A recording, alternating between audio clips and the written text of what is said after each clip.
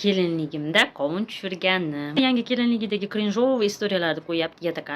Voy, menda bunaqa istoriya yo'q debman. Keyin esimga tushib ketdi, hozir chang artyatib. Mana atirda ko'rdimda esimga tushib ketdi. Yangi kelinchiligimda uyimizga kelin ko'rgani mehmon kelgan.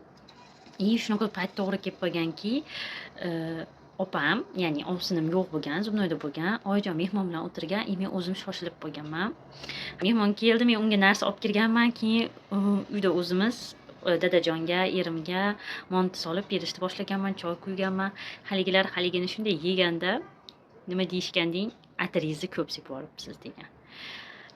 Nima bo'ldi desangiz, men shu atirda olganmanda bunday qilib mana pis qilib qo'limga sepganman. Shoshilganimdan o'ta ko'p sepib yuborganman va qo'limda bu narsa qolib ketgan.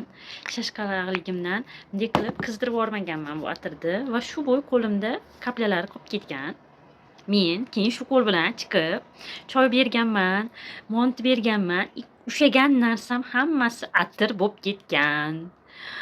Shunaqa xijolat olganman. O'shandan beri qo'limga qo'ymayman.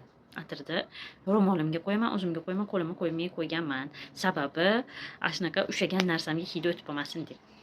Sizlarda kelinliklarda qanaqa cringe'over istoriyalar bo'lgan?